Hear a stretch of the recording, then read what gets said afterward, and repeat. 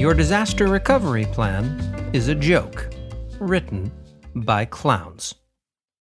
If you take a look somewhere in an engineering VP or director's office, you'll find a binder that hasn't been touched in a while, labeled DR/BCM plan. Disaster recovery/business continuity management planning are important things to take into consideration. But the clowns that you work for have almost certainly screwed it up well into the realm of absurdity. These plans start with the best of intentions. What happens if our site falls over is absolutely the kind of thing that responsible businesses and also Facebook need to ask. In fact, when I was shopping around for the Duckbill Group's insurance policy, one of the questions I had to answer was, "Do you have a DR plan?" The next sentence was, "Please attach a copy of it," so I couldn't just skate by with a yes and then merrily go on my way.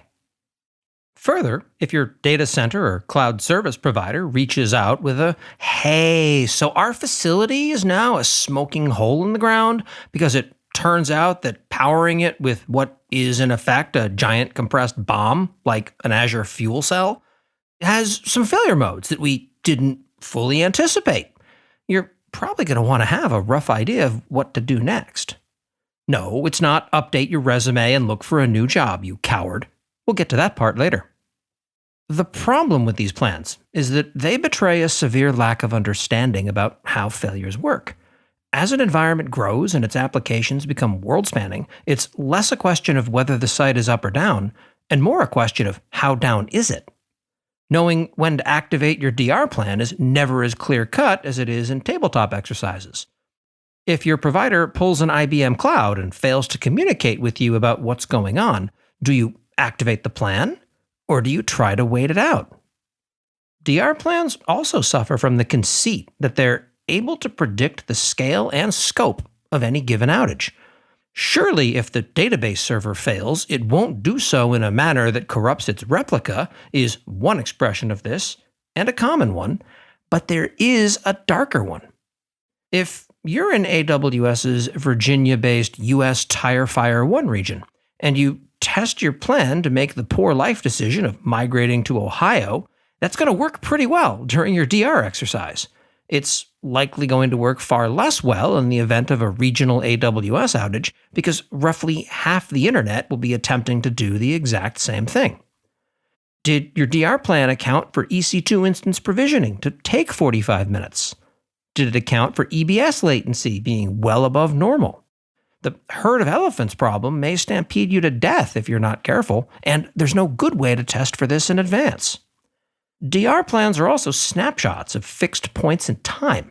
If you're at a shop that does quarterly DR tests, spoiler, almost none of them do, despite what they claim to in their audit attestations, what's going to happen is you attempt to run the DR plan from last quarter, and it breaks when it runs into a problem.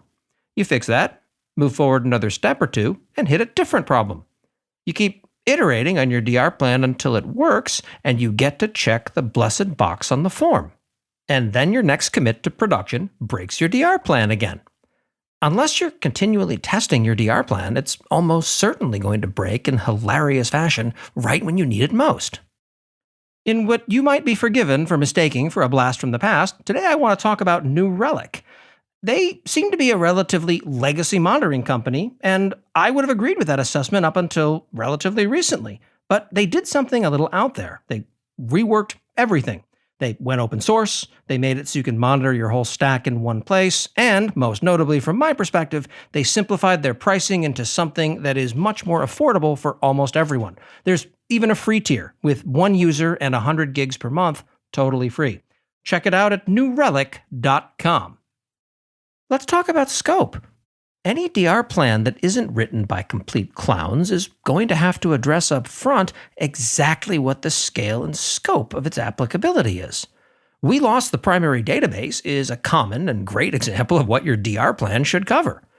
3/4 of the world is destroyed by an asteroid is going to have different answers. And for almost all of us, our sites will be down because we'll all have bigger problems to worry about for the foreseeable future.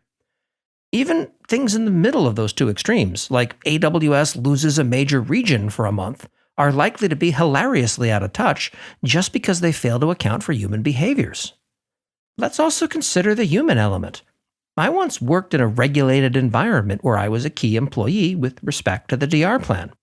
Here's our off-site location well outside of San Francisco in case the city isn't able to sustain work. In that event, we'll all rendezvous here within 4 hours of the disaster being declared.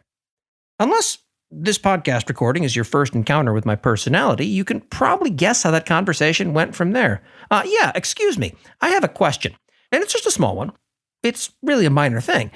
None of our computers live in San Francisco. They're cloud-hosted very far away in undisclosed locations managed by AWS.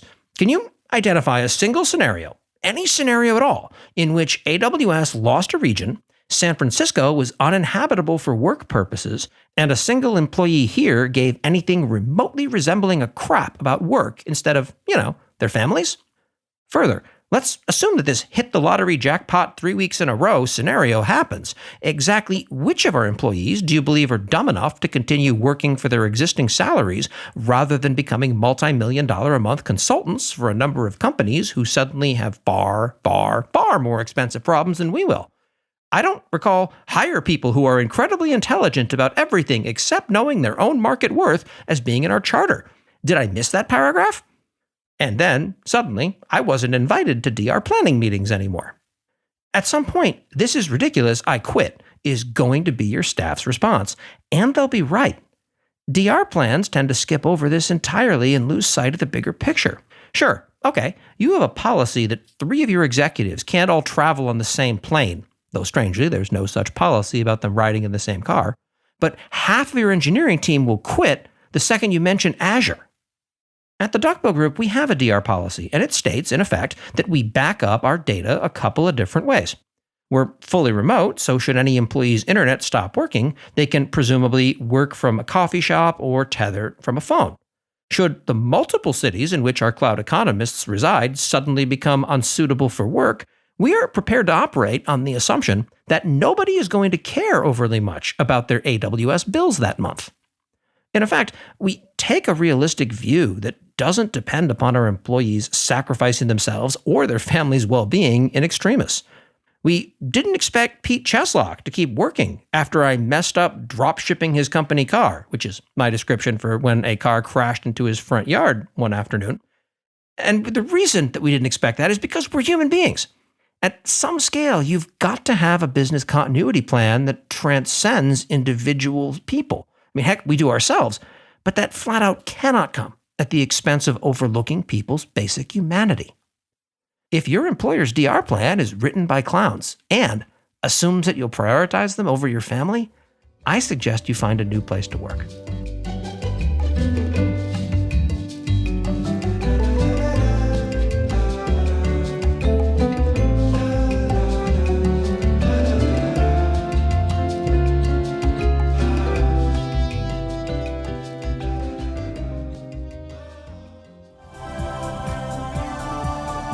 This has been a Humble Pod production.